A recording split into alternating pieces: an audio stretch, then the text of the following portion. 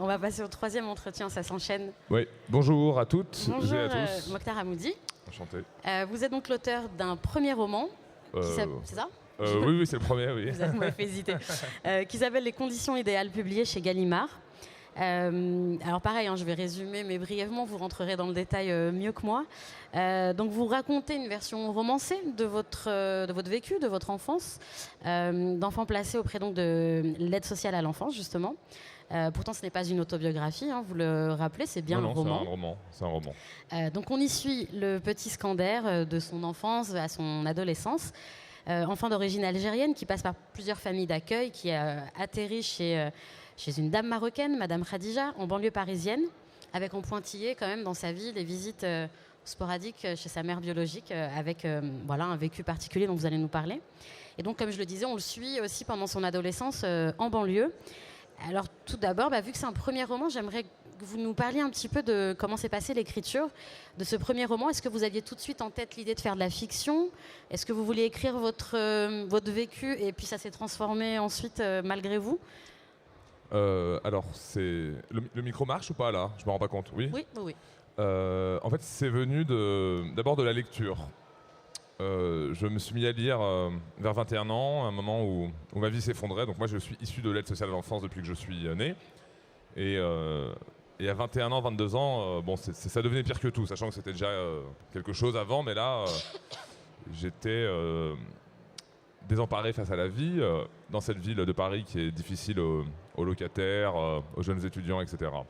Et alors, je me suis mis à lire et il y a quelques romans comme Crime et Châtiment, Le Voyage au bout de la nuit, Illusion perdue, qui ont vraiment résonné en moi, d'abord par l'histoire et la virtuosité de leurs auteurs, mais aussi parce que l'histoire donc des personnages, donc des héros, en fait, je sentais que j'avais la même matériellement. Non que je m'identifiais à eux par sentiment, mais j'étais vraiment pareil.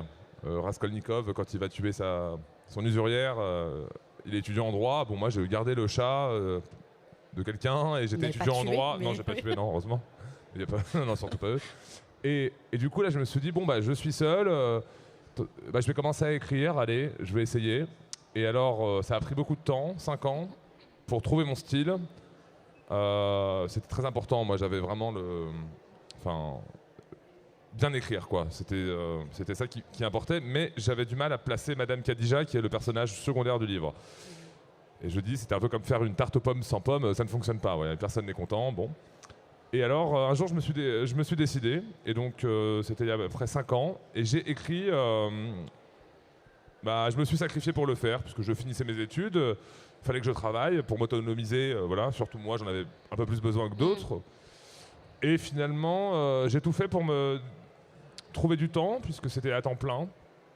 Et alors, j'ai dédicacé le livre à ma propriétaire, par exemple, puisqu'elle a été gentille avec moi et ne m'a pas mis à la porte, alors qu'elle aurait pu, elle le devrait. Et donc, du coup, j'étais dans un processus très intense d'écriture de ce livre. Je savais que j'allais raconter cette histoire, qui était la mienne, mais j'ai préféré la donner au personnage Skander et ne pas en faire un témoignage en écriture plate à la première personne. Et ça me vient quand même de la lecture aussi. C'est-à-dire que je ne concevais le roman surtout d'un enfant, d'un adolescent, que comme un voyage où on se permet d'inventer des choses, etc. Et mon personnage préféré de ce livre, il n'existe pas, il s'appelle Zoubir et on le découvre au Maroc dans l'enfance du petit. Alors, justement, le personnage central, il commence enfant. Donc le roman est raconté par la voix de Skander enfant. Qu'est-ce que ça vous permet, cet exercice littéraire, d'écrire par la voix de l'enfant ? Est-ce que ça permet de dire des choses qu'un adulte ne pourrait pas, d'avoir une distanciation ? Ça permet déjà de créer le personnage. Enfin, moi, l'écriture, c'était le contenu du roman. Bon, il n'est pas là, mais je vais le signer là-bas d'ailleurs, pour ceux que ça intéresse. En gros, c'est 80% de mon temps, c'était de la réécriture, quoi. Mais je veux dire, le contenu, donc les lettres, les mots, c'est sorti assez rapidement. Et donc, moi, j'étais quand même dans une volonté de créer Skander en tant qu'enfant et adolescent, et de respecter à chaque fois les temps de l'enfance. Et donc, lui, ce qui est marrant, c'est qu'on voit surtout quand il est jeune et qu'il va chez Madame Khadija, qui est une femme marocaine intéressante, qui roule en plaque diplomatique dans une banlieue inventée, voilà. qui a une passion et le vice de l'argent, comme beaucoup de gens dans ce livre. Bon, et du coup, je voulais... Skander est très fort à l'école, voilà. Il a ça quand même. Et même s'il est très fort à l'école, je voulais pas en faire un agrégé d'une école normale supérieure, vous voyez. Donc il fallait qu'il découvre la vie et qu'il y aille fleur au fusil, de façon naïve. Et puis ensuite, quand il grandit, l'écriture, là où il va un peu changer et devenir une sorte de délinquant, en tout cas, aller vers la matérialisation de cette obsession de l'argent dans une ville où beaucoup de gens font ça. Là, c'était autre chose, c'était le faire grandir et développer des sortes de maximes, et oui, de phrases réflexives où il avance, il se demande comment faire et il grandit néanmoins. Voilà. Vous le disiez à l'instant, Skander est un bon élève, il a pour passion de lire le dictionnaire. Et donc on le voit, ce roman, c'est un peu un roman d'apprentissage, comme si on reste un peu dans les clichés, mais on va essayer de s'en éloigner quand même. Le territoire et la banlieue.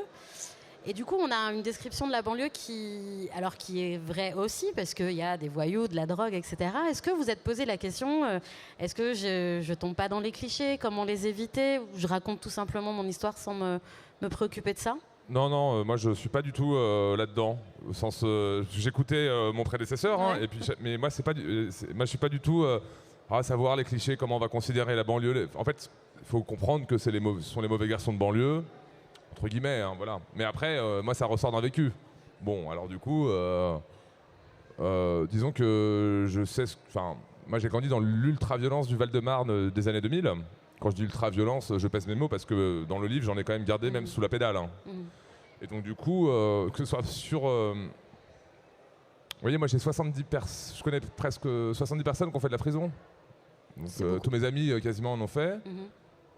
Et donc voilà. pour vous, c'est une réalité? Bah oui, donc du coup c'est même en deçà parfois. Oui, voilà. Vous voyez. Donc après effectivement, je me rends compte, là j'ai fait la tournée du concours des lycéens.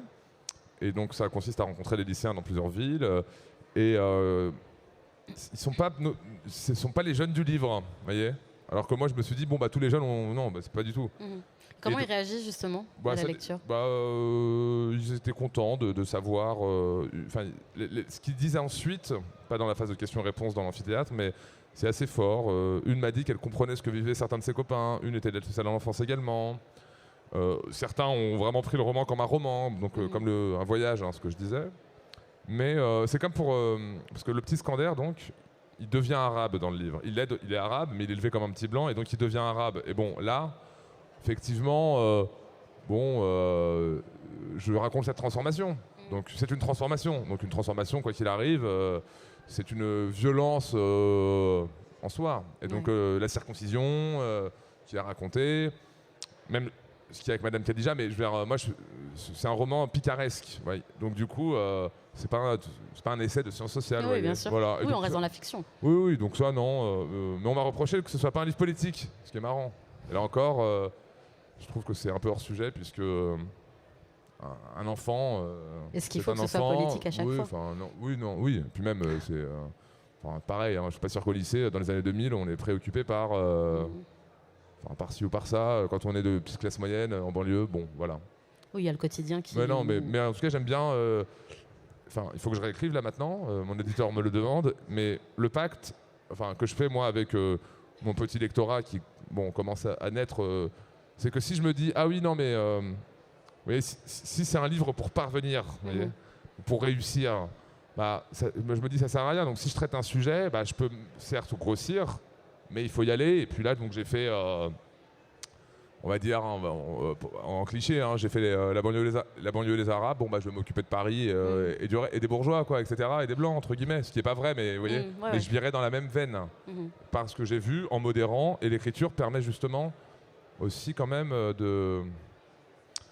l'écriture et la lecture de sciences sociales, ça permet aussi de pondérer ce qu'on doit dire et puis d'avoir une vision un peu plus globale, quoi. Mais il faut y aller, pas de problème. Et puis moi, à la rigueur, oui, moi je suis enthousiaste, je vais dehors, et c'est pour ça, c'est pour raconter, voilà. Vous le disiez tout à l'heure en parlant de Madame Khadija, elle a un rapport avec l'argent particulier, hein, vous le verrez, ceux qui liront l'ouvrage. Il est beaucoup question d'amour et d'argent, d'ailleurs, dans les mots de Skander, enfant. Qu'est-ce que ça représente, qu'est-ce que ces deux boussoles représentent pour vous dans l'écriture? de ce personnage? Disons que moi, ce sont des thèmes que j'ai quand même, dont j'ai compris qu'ils étaient fondamentaux dans la littérature, quelle qu'elle soit, en tout cas celle que j'avais lue. Donc l'argent, vous savez, il y a dans Le Voyage au bout de la nuit cette phrase magnifique où il dit quand on n'a pas d'argent à offrir aux pauvres, il vaut mieux se taire. Si on leur parle d'autre chose que d'argent, on ment, on les trompe presque toujours. Vous voyez, c'est magnifique. Et donc ça, effectivement, si il y en a pas, il y en a vraiment pas, et puis tout concourt à ce que ça devienne un sujet tellement puissant qu'il justement dissipe celui de l'amour. Bon, l'argent existe, quoi. Et puis l'amour aussi, il y a cette question de quand on grandit sans ses parents, qui doit donner l'amour, et justement la relation avec Skander et Khadija, qui structure vraiment le livre sur 10 ans. Eh bien, ça pose la question parce que Madame Khadija est payée comme elle est assistante maternelle. L'amour est rémunéré, voilà. quoi, du coup. Oui, c'est ça, oui. Skander, lui, on lui dit que tu ne seras qu'un salaire. Parce que, voilà, tu es un petit actif qu'on doit garder, pardon. Et puis, ça te pose la question, est-ce que l'amour peut être gratuit? Vous voyez? Comment faire pour aimer lorsque ce n'est pas gratuit? Et malheureusement, je concède que moi-même, l'argent, l'amour, ce sont des thèmes que je continuerai à traiter. Et c'est intéressant, ça résonne. Voyez-vous, je me suis fait larguer hier, et un peu ce matin. Je rigole pas. On va voir. Mais vous voyez, donc du coup, là, je suis en plein dedans. Là. On va dire que c'est une nouvelle vie. C'est pas une nouvelle vie, non. C'est en tout cas, c'est je médite, comme on dit.